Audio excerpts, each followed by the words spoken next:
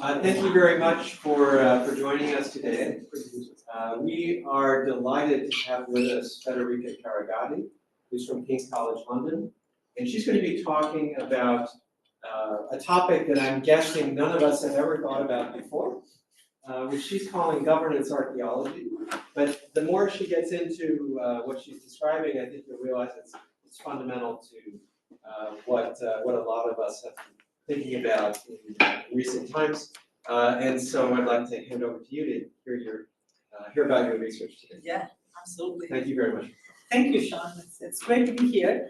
It's my first time in Norwich, and I've heard all awesome things from my colleagues who graduated, studied, postdoced here, and so I was excited. I was excited to be in the town, but also excited to be here giving this talk, which is the product of, in fact, maybe too much thinking and too much talking about what I call collective governance, which is essentially like a form of democracy. And so this talk is really about democracy before everyone falls asleep, and that's what I was told to suggest. And the second thing that I wanted to say before I get going is that this project would have been impossible without the help of my collaborators, including my co-PI, who is at the University of Colorado, Riley Wong, who is really the data scientist behind a lot of the results that I'll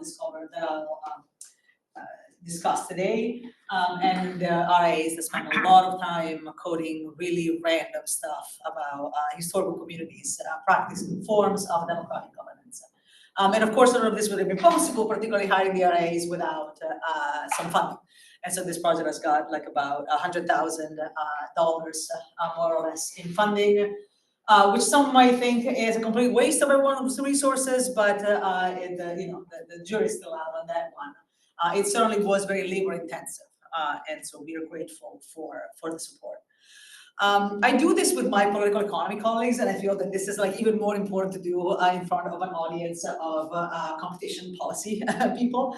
Why do I talk about collective governance? Why do I talk about historical collective governance in particular? And I have a feeling that the answer, well, my historian by training, will not satisfy many of you. So let me try to articulate the takeaway, I think, that is behind this project, which I think you're going to be more on board with than just my background.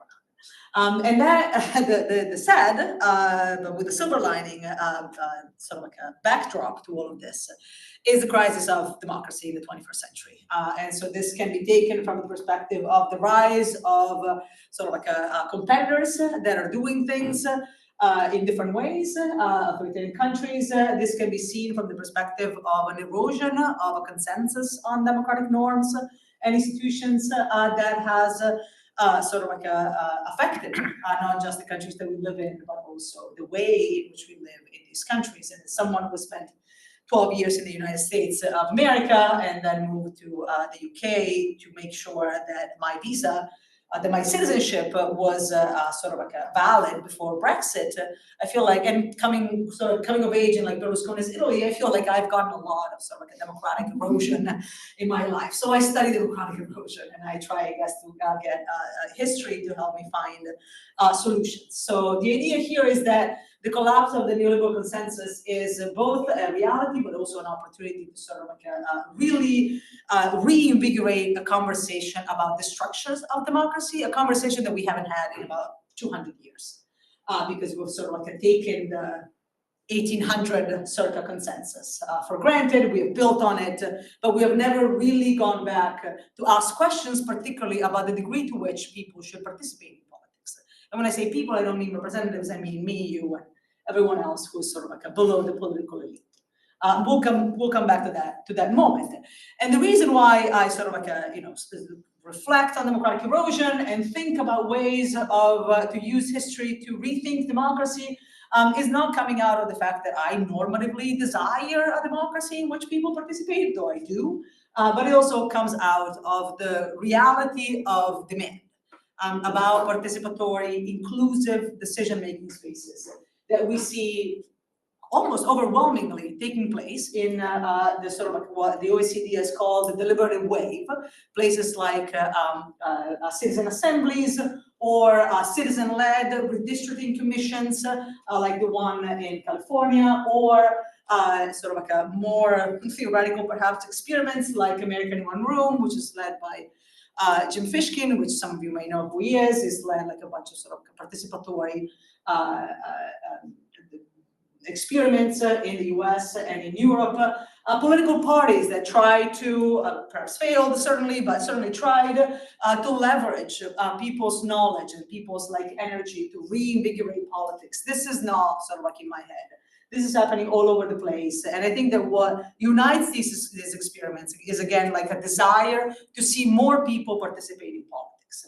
And this is happening, and so my colleagues, my co-PIs tell me, not just in the sort of like a world that I study and that I care about, which is the world where me and you coexist in flesh and blood, but also in on online platforms. And this is where I know, this is the part that I obviously know less because I'm a historian and political economist by training, but my communications colleagues tell me that this desire and demand for participatory spaces where people can self-govern is felt also in sort of like online spaces. And so I take the offline world, they take the online world, but we're trying to contribute to a conversation about what these spaces might look like. How do people can govern themselves effectively in the absence of sort of like a third party, a hierarchy in all of these various places.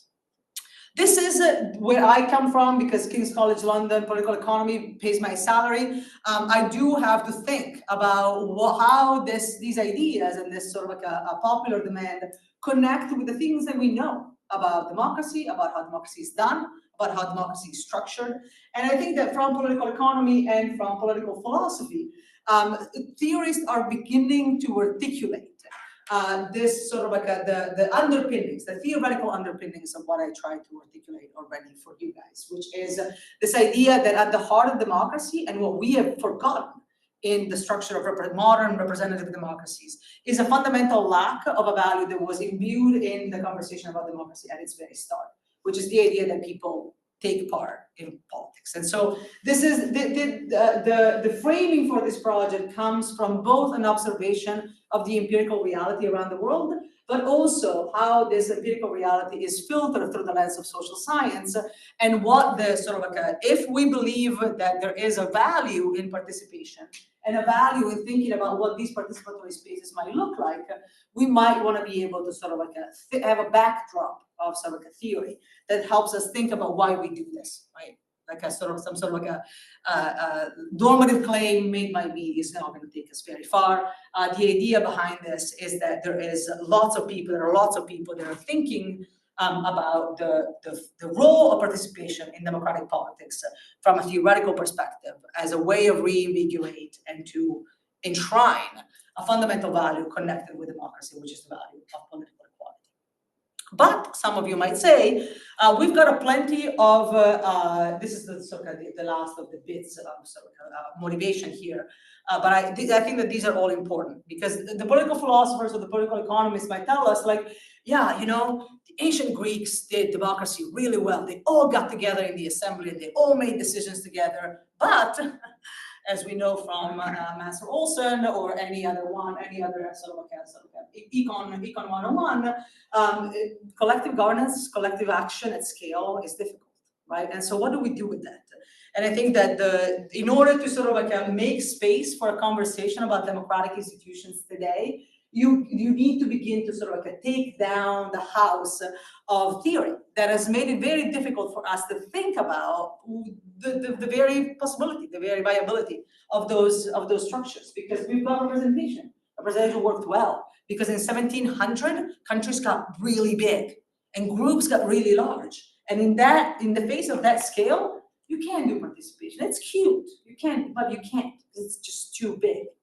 And I think that some of these, this is a letter that 3 political scientists wrote to the American Political Science Review saying, look, we're thinking about democratic theory, we care about deliberation and participatory democracy, and it turns out that if we actually review those ideas of scale in light, I mixed the contributions. The contribution about scale is a contribution by an archaeologist that's studying ancient societies. And they're essentially saying in this paper, we don't know at what point scale makes collective action difficult. We look at various parts of the world, communities at various scales, and what we see are different structures that seem to support collective governance. And we will see that this is in fact something that the empirical investigation that I'll talk about in a second, what we have done for this project, sheds a little light on this point as well. So the problem of scale is certainly a problem for collective action, but I think the one way to think about it, as opposed to like scale makes collective action very difficult or impossible, is different scales require different mechanisms whereby people can effectively come together and govern themselves. So that's one of the big challenges to thinking about cooperation and participation today. The second one has to do with another challenge to the idea that the average individual should be called upon to participate in politics, which is that people are stupid and lazy. Why should we rely on the masses, right? Thucydides's first sort of like attempt at figuring out what the hell was going on with the Athenian democracy led him to exactly the same conclusion. These people are crazy. Like, I don't want any of these guys like making decisions. And in this letter, Hugo Mercier, Henry Farrell, and Melissa Schwartzberg are trying to pull together some of the strains of new research that is trying to push back against an early sort of like a early behavioral findings that suggested that in fact there was no benefit to getting average people in a room to talk about hard things together. And they're trying to sort of like discuss some of the more recent literature that suggests that in fact groups of diverse individuals, when put together for some problems, particularly problem solving, this is the work of Scott Page in particular, yield better results than elites or even mixed groups. And so they're trying to sort of like push the point of these two contributions here is really to sort of like make it possible to have a serious conversation about spaces for collective governance in the 21st century that have relevance and that have political impact. And I think that in order to sort of like even convince you that my investigation in history is worthwhile, I need to convince you that there is in fact a sort of like a theoretical and empirical space for the conversation to take place. Okay. Sorry. Yes. So is the key dichotomy whether experts or non-experts make decisions? Yeah, I think that this is, again, like it's not a key dichotomy that I invented. The key dichotomy in the literature is about, the response to the erosion of democracy has been in the literature, in political theory, political philosophy in particular, the notion of epistocracy. So you go to the experts in order to have, so you fix democracy by pulling even more in the direction of like expertise and technocracy, because that's where you're going to get the better decisions. And I think that the studies that these three authors are pulling together are studies that suggest we don't need that. We actually have empirical evidence of a group of known experts making decisions in particular situations with particular institutions for particular purposes are quite good. So we should not underestimate or even eliminate the possibility that average people in a room might make good policy. And that's essentially like at the heart of the experiments with citizen assemblies. So people are already doing it.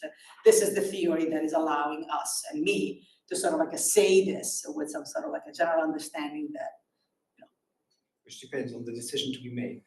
In some respects, it does depend on in Scott Page's book, for example, it has to do with like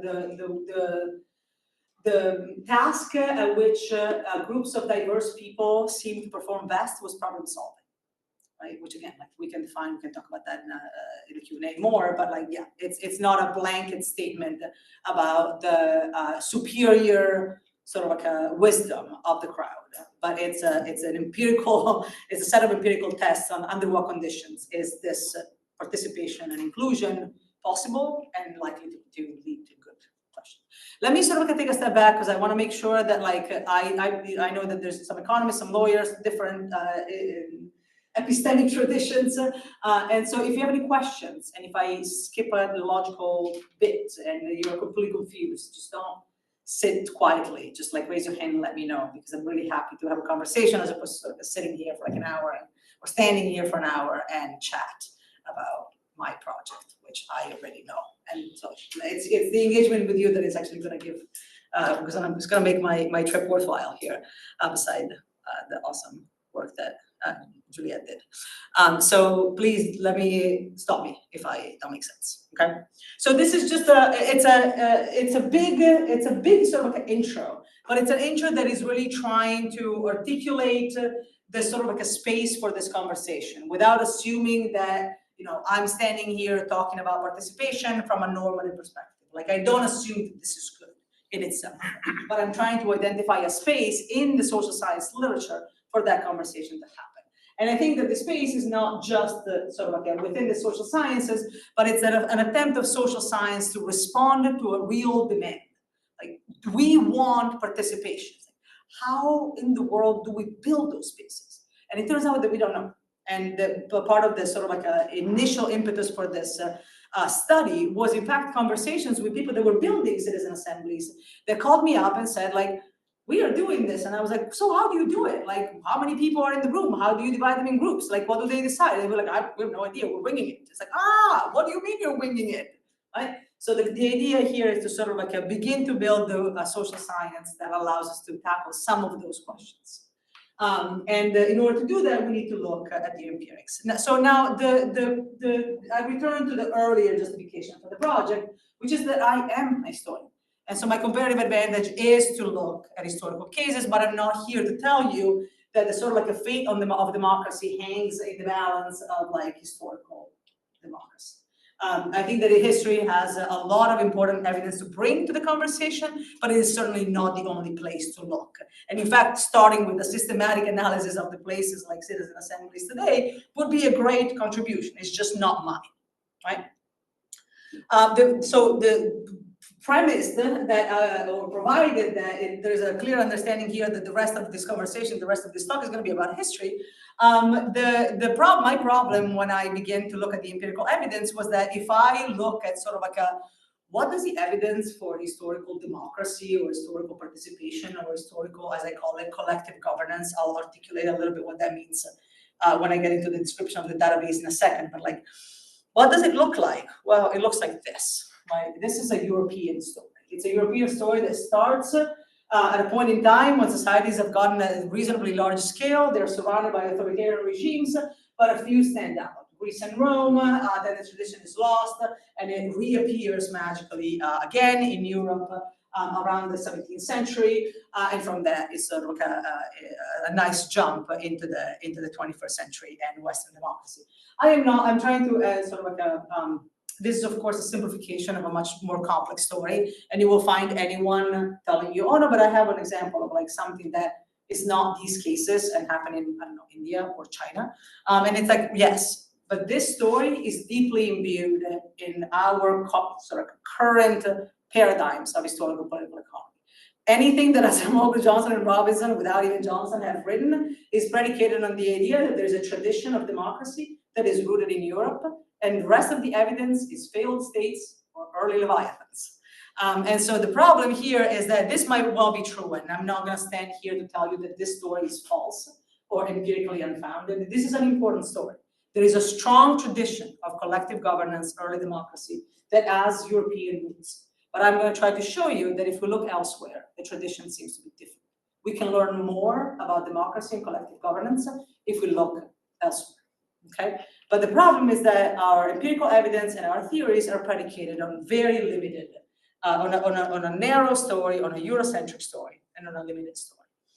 Except that those of us who are like, I don't know, I guess trying desperately to get a job and happen to have a PhD in classics, and so the stakes are high, go outside of their field because they don't really have one, and they look at a bunch of places where the empirical evidence for the democratic, let's call them, spaces is quite plentiful. It's just deeply unsystematized. So archaeologists have been looking at sort of like stateless societies that had like a plentiful experiences with collective governance for a long time. Anthropology, of course, as well. A lot of this work has seeped into political science, particularly in the second half of the 20th century, with most notoriously, if you know any of the people in this on this slide, with the work of Elinor Ostrom, who of course looked at common pool resource management. But this is then sort of like a balloon in some respects, particularly in political science, with work such as David Stasavage, which is a name that I'm going to repeat a lot. He's a political scientist at NYU, most famous for looking at European communes and how the experiences of collective governance in early sort of late medieval Europe led to all the goodies that we want, economic growth and all sorts of things. But in recent years, post-tenure, he has started looking at other places, and he has written a book in 2020 that's called The Decline and Rise of Democracy, where he looks at an anthropological data set that's called the Standard Cross-Cultural Sample. Anthropologists cannot be relied on to make it simple. I'm going to say these words again, so that's why I start now. And he's looking at essentially like experience of democracy around the world based on this anthropological data set, and trying to figure out a few things that we want to know about democracy. Under what conditions does it arise? What are the structures that make it survive? And under what conditions does it decline or fail? And so this is really my data set includes a large number of the cases that these authors and many others have looked at. And it's trying to really systematize what we know about the structures of collective governance. So again, these are places in which people come and govern themselves. I'll say more in terms of definitions in a second. But the point of this slide is to say, like, once we stepped away from sort of like the most notorious, the most influential theories in political economy about democracy and economic growth, about democracy and state formation, which are predicated on European evidence, we get this much larger sort of like a set of stories that are, however, not systematized. So, second moment of apology. None of this is needed to be seen, but this is the worst of many bad slides because I am not a data scientist, and I also have terrible skills, as my colleagues yesterday told me, in data visualization. So I'm going to try to do my best. This is what the database looks like, and this is really not something that you need to know anything about. And the point is, in fact, that in the words, like we looked into it. This is a large number of cases that we have collected over the course of the past few years. They try to look at these experiences in a more systematic way. Apologies, because worse slides or bad slides are to come, and I'm going to do my best to ease it on your eyes. But there's going to be a lot. I'm gonna talk, so listen to me as opposed to like look at the slides, and I'm going to do my best to fix it. I just had too many students with outlines this week. I had made a promise to myself that I was going to fix it, but I didn't have time. Okay, so this is the last bit, and then everyone can fall asleep. The point here, what we want to do are two things. One is the sort of like the important work that I'm doing with my co-authors and collaborators is that we really just want to use this evidence as a toolbox. We want to engage communities, particularly communities online, that have expressed this demand for like figuring out what mechanisms they can use to self-govern on platforms, outside of platforms, in citizen assemblies, and we want to give them this evidence. We want to tell them, like, here are 5 ways of voting. Here are like 7 ways of making decisions collectively that we don't know anything about. And we want to give them a sense of like how that might sort of like yield outcomes and so on and so forth. There is a really practical aim sort of like behind this project, and anyone who has any interest or any knowledge of people and groups that might be interested in these conversations, we are looking for partners. We have a bunch in the US, but it'd be great to have a few here as well.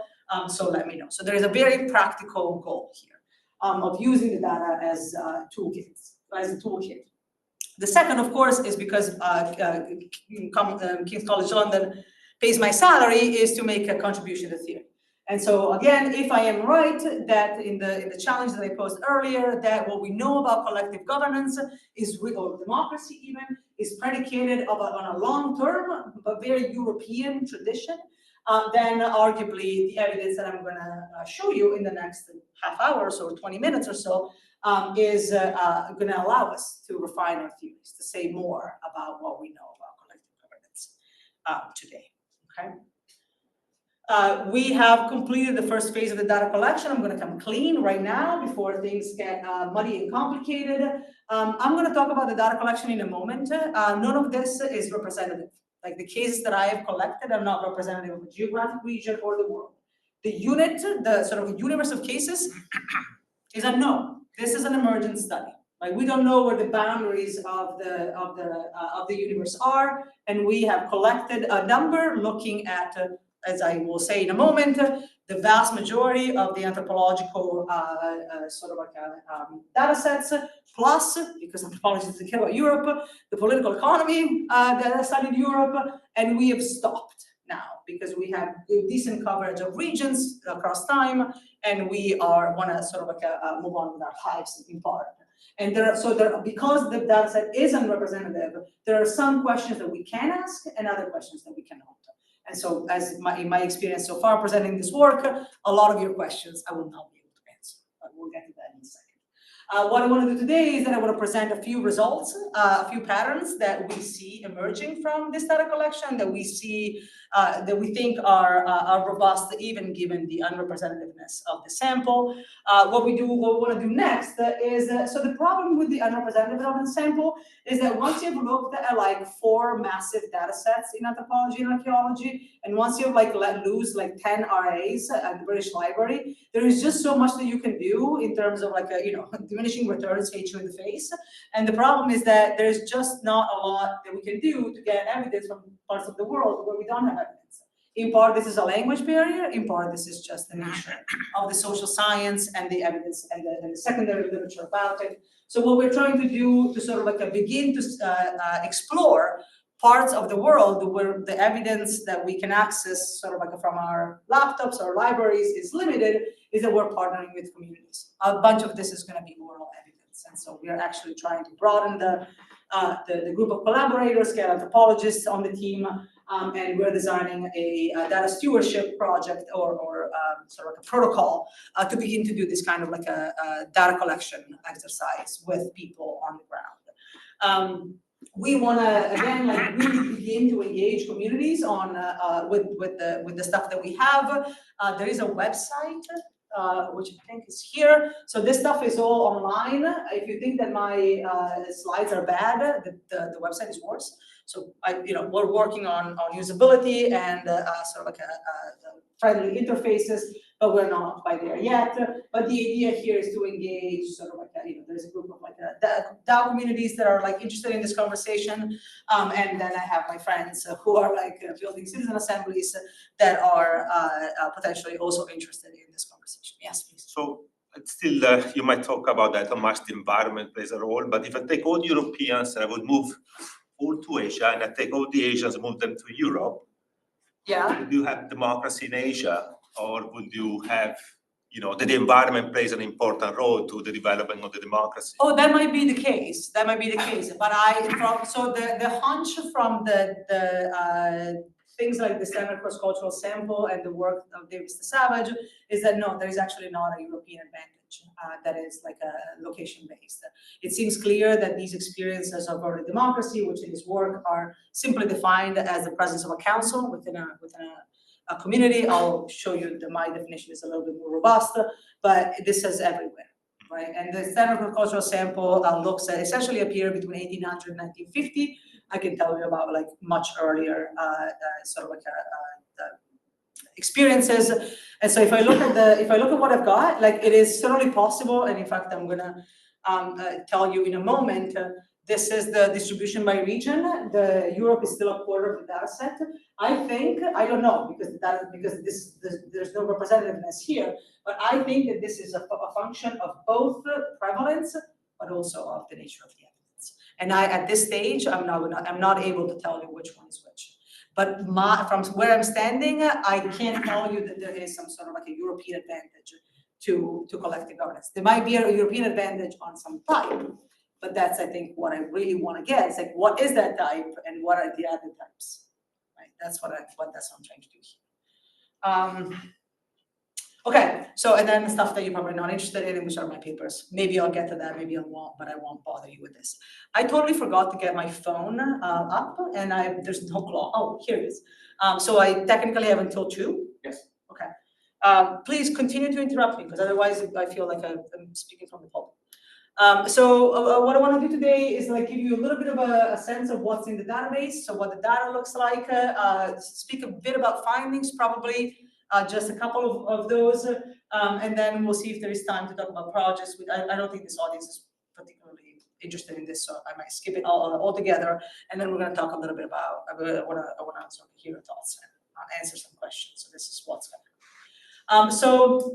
I spoke a little bit about this already. We didn't start with, but eventually returned to these big ethnographic data sets that are available online, the ethnographic atlas, of which the standard cross-cultural sample is a sample, the world cultures and the archaeology data sets in the HRAF, which is the human relations area file, which is a sort of connected project that is on a Yale server. I'm not really sure why.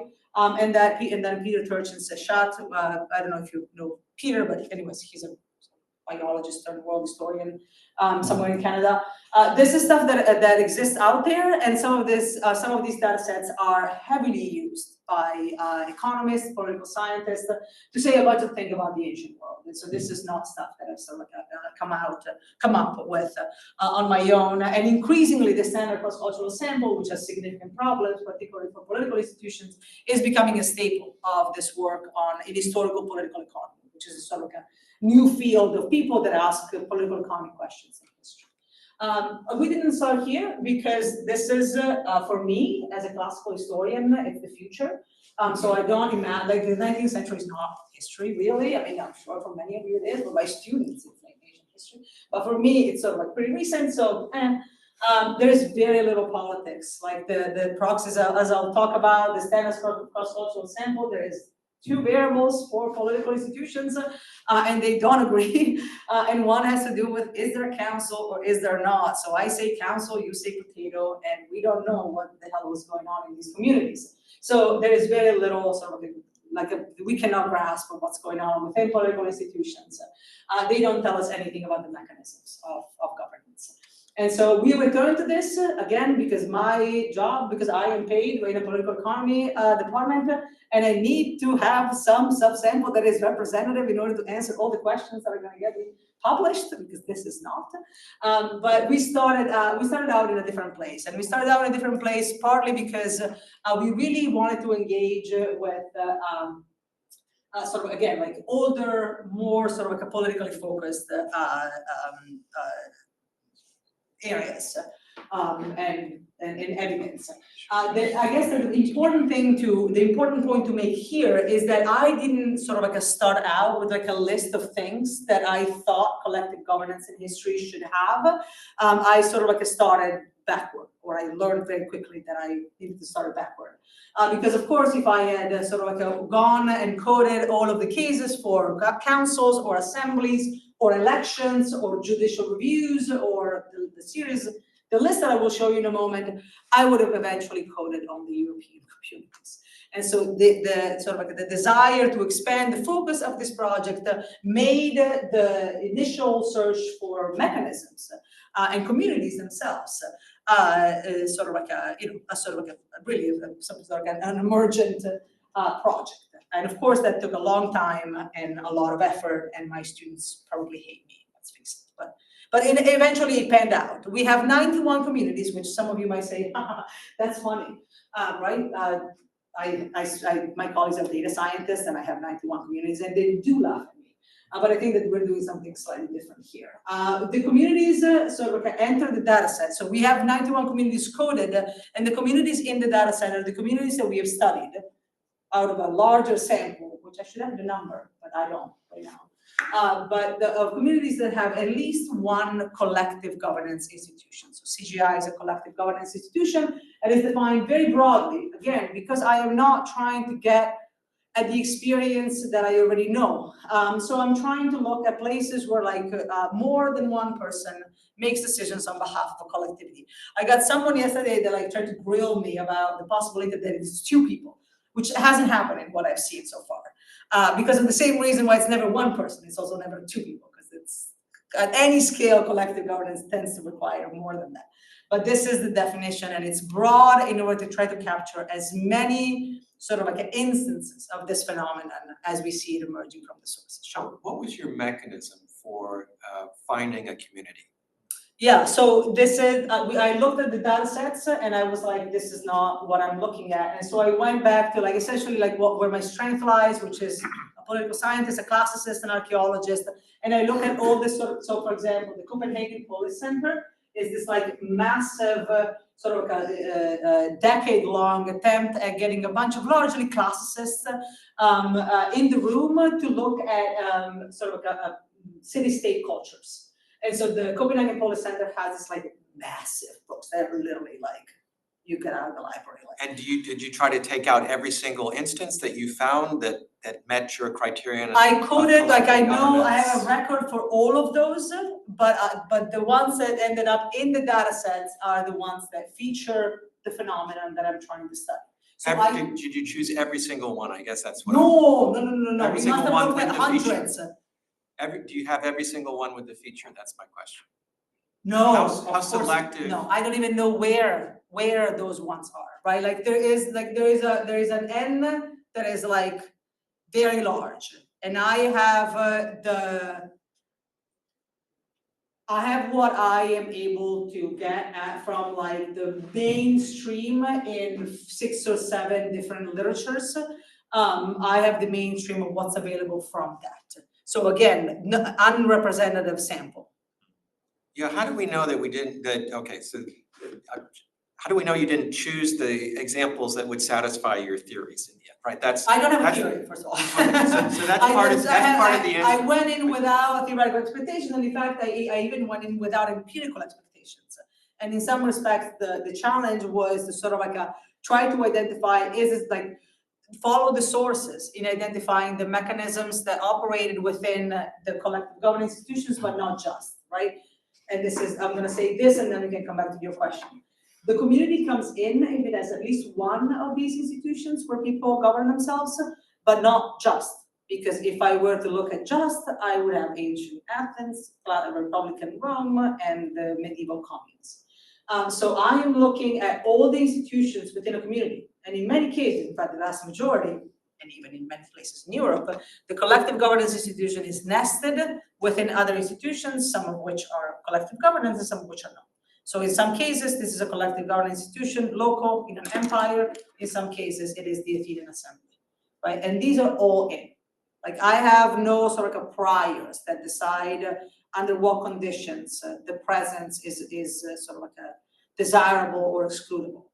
If it has collective governance like in the sources and I essentially have enough evidence to trace the mechanisms, it's in. And then I code all the institutions in the community, right? So I don't know what the N is, the universe N, but I have sort of like the sample that there is no, so unless you assume that anthropological or political economy, archaeological data sets have some sort of like a bias towards a particular region, or in my case, a particular size, a particular time, you would have the same bias across the data set right now, which is, I guess, what allows me to say, this is what I see. And imagine that this is like some sort of like a result of this investigation.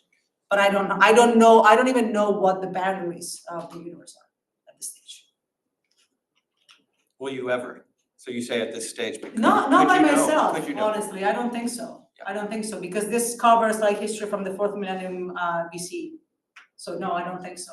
But I think that the universe of case so I'll show you some work on a subset of these communities that is already allowing me to say something about collective governance across time and space that is representative and robust. Again, it's representative because social scientists think that the standard cross-cultural sample is representative, because some anthropologists in the 1960s got a random number of communities, 1,000, and then slashed the world in 200 quadrants, got 186 communities as a result, coded the shit out of them, put it online, and that's what we got. And social scientists are using that as if it were a representative sample of communities. I don't think that is. I don't think this is either, but this is giving us a view into the institutions for collective governance in a way that no other existing data set can. And so that's where my sort of where I put my bets for the future. Yes. You got different languages, of course, to I do. deal with, and then making sure that exactly the translation is the Yeah, one that you need. Yeah. Again, like partly because we are a bunch of we cover a bunch of languages, and at this point it's like maybe 10 between me, the RAs, and the new collaborators that are coming in looking at particular regions. And so now that we're going into the regions, the language expertise is going to be crucial. At this stage, having looked at, again, like sort of like a scholarship, I don't have an expectation that like one translation from like Indian sources will be necessarily more biased than a translation from Mexican sources. And so that's what I rely on. So we're trying to figure out what biases I can and cannot control for, basically, as I swim in biases. So that's what I'm trying to do. So again, the community comes in if it has a collective governance institution. Once it's in, we code everything that we possibly can from a variety of sources. So we don't try to sort of take the source at face value. In fact, one of the biggest challenges of this data collection process is that a lot of the evidence for like sub-Saharan Africa, for example, or Latin America comes from like the colonizing eyes. And so, there's this quote in the paper by Hernan Cortez that goes to Tlaxcala, and it's like, oh, this looks like Venice. It's like, no. So Venice was a democracy. But, I mean, Venice was a merchant oligarchy, but again, like, who am I to say? And certainly Hernan Cortez, who's he to say? But I doubt that Tlaxcala looked like Venice, beside the fact that he had these governance institutions.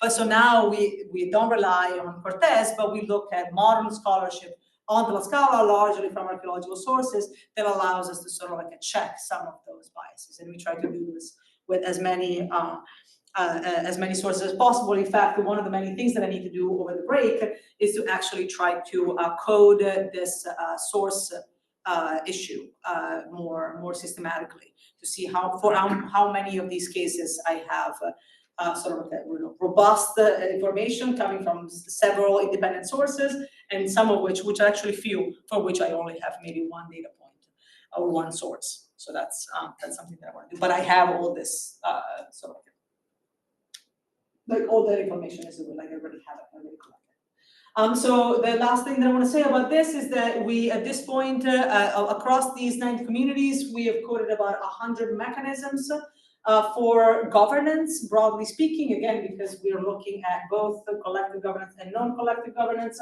And I have divided, as in like this is my sort of like a design choice, these mechanisms in mechanisms for access, so under what conditions do people participate in the institution, what do they do as they hang out together, decision making, and how those decisions are enforced.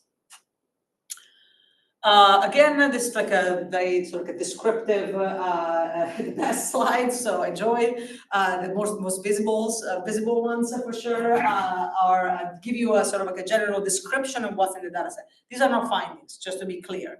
I'm not telling you that collective governance is more frequent in European communities. This is just what the database has, given all the potential biases that we have discussed.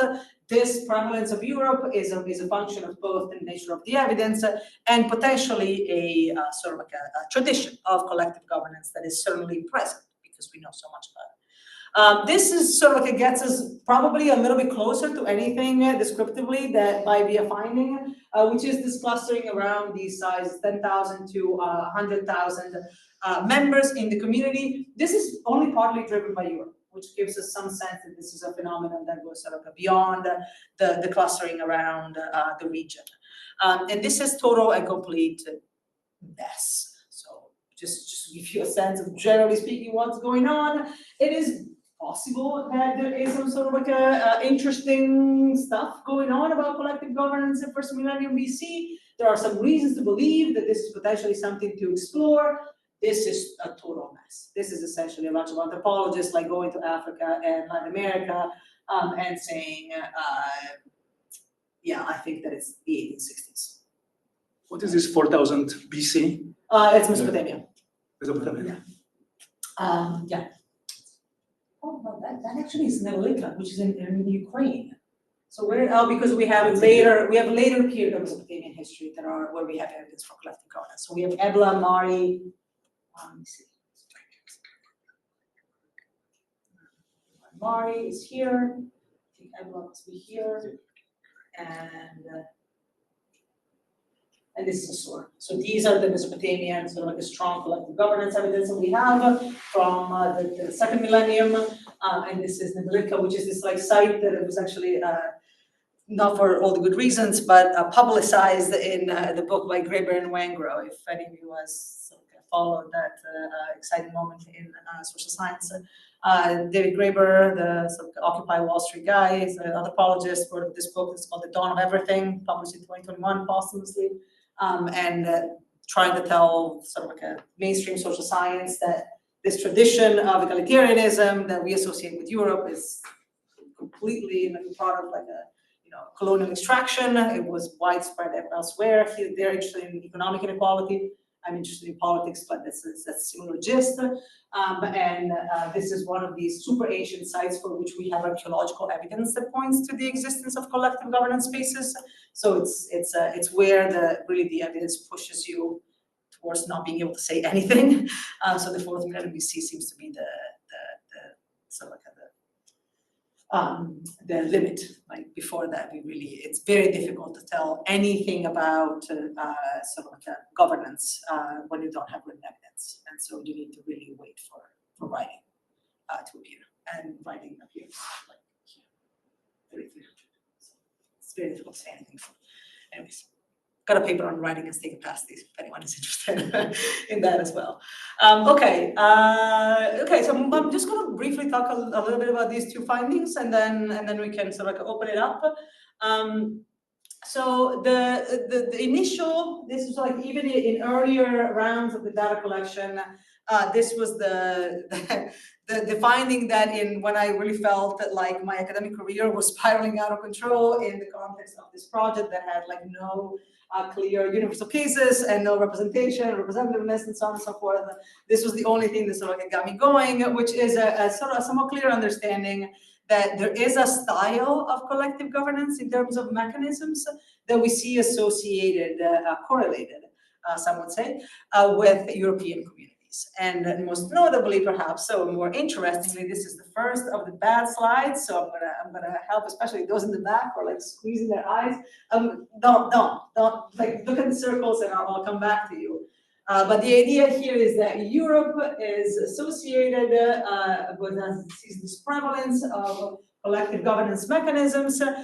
These run the sort of like the tripartite categorization of enforcement, decision-making, and access.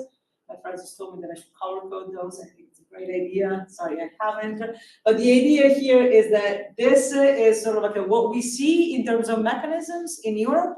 And this is a lot of what we know about collective governance. The law, central assemblies. My colleagues were really interested in age boundaries. Things like judicial review, quorums, various forms of setting, the secret ballot. Like if you look at this, like when I got these results, I was like, this is Athens. But Athens is obviously one of many cases and I said it's Athens because I'm a classical historian, and so that's the case that came to mind. But there is a real sort of like a clear sort of like a relationship between what I think that I know about collective governance and what this is telling me that collective governance looks like. Sorry, what do the numbers mean? The numbers, these are Pearson correlation matrices, and the N for each mechanism is so small that the numbers are like difficult to sort of like I guess, what's that? Interpretive evidence. No. I mean, I think that this, I don't want to say anything that has to do with the numbers or with the frequency of correlations. We see these correlations, but because for each mechanism, the N is so small, I don't think that we should make too much out of this. And some people have also like suggested to sort of like erase the numbers altogether and just show the correlations, which is obviously what I want to do eventually, but I haven't yet. So I'd suggest like forget the numbers for right now. The other problem is that here it's really impossible to see anything with the light because this is green and this is brown. And I don't know if you can see it here. And the brown suggests sort of like and it's even hard to see here, the brown, or it's white, right? It's not green. And so the brown suggests like a negative correlation. So what really is striking about this figure, and maybe Juliette can confirm that I'm like saying the truth, or Jens, is that like we see this sort of like almost opposition of mechanisms here, because we have loads of different regional structures going on. The correlations get like small, but the idea here is that there is this real contrast. This is like impossible to look at, I'm really sorry. But if there's a real sort of a contrast between the mechanisms that we see applying in Europe and the mechanisms that we see applying elsewhere. Sarah. If you go back to the slide where we can like read the mechanisms for Europe, there's one that I find very curious. It's like decision making includes oath, and I think it relates to. So I went to a presentation by Peter Turchin some years ago where he actually explained his database, and it's really impressive. Then it's massive, and most of the variables are binary variables, so it includes oath, yes or no. But then if you have such wide diversity of cultures, that there are so many other cultural parameters that determine whether what to oath, for instance, is worse. Because if you think that Zeus will just strike you if you say an I, it's different than if I go as maybe an atheist and say, No, that's right. And this actually, like it's amazing that you picked this up on oath, because this actually comes up with like assembly. Like you could have an assembly that looks entirely different from another assembly. You can have that assembly, that exact format, that in a city-state culture, this happens in India, is in one part of the region, where the city-state culture exists, the assembly exists with a king. In another place, it exists with a council. In another place, it doesn't exist at all. And this is like a geographically bound, quite limited space. And the sort of a takeaway here is that, yes, I've got these labels that I made, I spent an inordinate amount of time trying to make consistent across cases, and particularly given the language difficulties. And if I have done a decent job, you can still tell how different these structures are, in part by the mechanisms that they use, right? Because an assembly could be like a show of hands with like 3 people or 3,000 people in secret ballot, and it's still an assembly. The source is still called an assembly, but it's a completely different mechanism. So now it's sad to think about having 91 cases after working on this for 3 years, but actually having this relatively small number of cases means that I know an enormous amount about this stuff, and I can try to pick out some of the interesting things and talk a little bit more about them as well. So the one thing is the set of, if you want, over time, I can imagine the set of the mechanism has changed. You might have started with a very small set available at the beginning, and with time going, the set probably has widened up because the Council of Governors came out with new terminologies that were not there at the beginning. So in principle, you might be missing up opportunities at the beginning because you have a very narrow set of mechanisms that you're looking. When you're much wider on at the end, you don't need to have them all. You need to pick up some of them. I don't think that the premise is correct, because the early cases. So for example, this is Egypt. This is.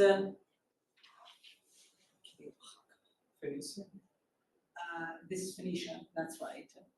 And this is the Roman Republic. So by the time we get here, this is like, these are some of the cases for which I have the best evidence, right? Egypt is like massive. The Roman Republic, Athens. These are cases for which I almost had to stop coding mechanisms from Athens. Again, in part because this is an extremely well documented cases, and the scholarship on Athens, on institutions, is massive. So we know way more about the Athenian democracy in the 4th century BC than we know about whoever is not in Europe in the 20th century. Right? So I don't think that the premise and the problem with doing what you're suggesting more broadly, which is I'm not suggesting anything. I'm not no, but you are. And this is like I said, oh my God, this is amazing. Why didn't I do it? And then the reason why I can't do it, which is to trace what the set of mechanisms, how the set of mechanisms changes over time, is because I can't really rely on this timeline, right? So these are the questions where I, as the data collector, need to say very honestly, this is crap, and I can't answer that question right now. Also, because these are not like the challenge with this is that I'm interested. My unit of observation is the collective governance institution. And these communities, I mean, my colleagues are upset with me because many of the communities that we look at in the 19th and 20th century are still in existence. But I'm looking at the collective governance institution. And so these are only as long as a coherent face of the collective governance institution. For example, I have 2 cases of Genoa, because Genoa goes from like one to a very different form of collective governance. And if I smack them together, first of all, I have 150 years that I already know what to do with. And second, I'm just coding like a soup.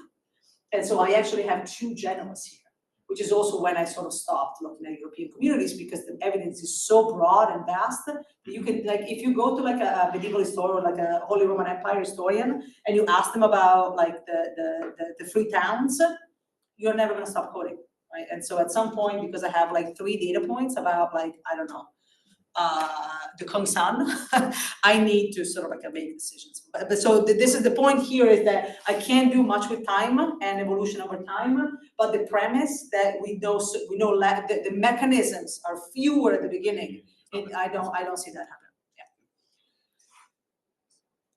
Okay, so Europe looks one way and everyone else looks the other way. Believe me that the slides suggest as much, and this is the second bit. And so again, I should have put so it's Europe, Africa, Asia, the Middle East, the Americas, and Oceania.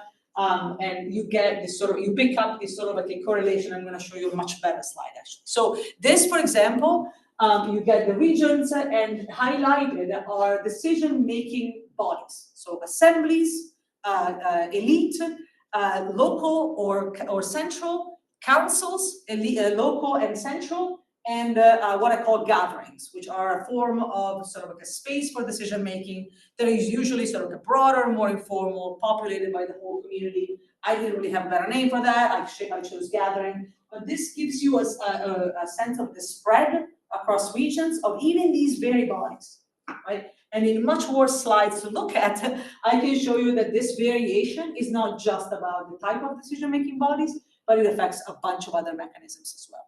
So what I want to do next is to sort of like get, and here I have a list of like the correlations that are picked up the most, but we can see this sort of like a regional variation in terms of the mechanism. So the same institutions and different institutions operated differently. And so now I think that the challenge for me is to really try to build sort of like a prototypes perhaps of what this regional variation in terms of mechanisms looks like. So that's what I'm going to try to do. The second thing that I'm going to talk about very briefly goes back to the sort of initial story that I mentioned. One of the big challenges to talking about collective governance, particularly with an eye to sort of like contribute to a conversation about collective governance today, is the idea that size make it all fall apart. And the archaeologist that I mentioned earlier has this contribution that I found particularly useful, that essentially suggests we don't know what's the threshold, and so a more important, a more interesting and productive way might be, in fact, to try to understand what are the structures that support collective governance at scale. And I think that this paper is beginning to, through more bad slides, is beginning to get what those mechanisms might be. When we look at the all sizes with Europe, we see this clustering of a variety of mechanisms here. When we remove Europe, we get this really significant variation in size as much as we saw in regions. So again, this is very difficult to look at, and I'm sorry about that. And the lines are very small, but there is basically like almost no overlap across mechanisms that apply in different places. So another sort of like a prototyping exercise that I want to try to do, and that I think I began to do here as well, is to look at like what these spaces look like. So what a sort of an assembly in a small scale society looks like, how does it compare to an assembly in a large scale society, and so on. So play a little bit around on what those prototypes might look like. And again, the idea here is to sort of like take a step further in the conversation about size and collective governance, to be able to say, okay, maybe what we need to do is talk about the structures that support collective governance at different scales. And here is one way to think about those challenges and those solutions in an empirical way to historical cases. I'm going to stop. That's great. Thank you very much.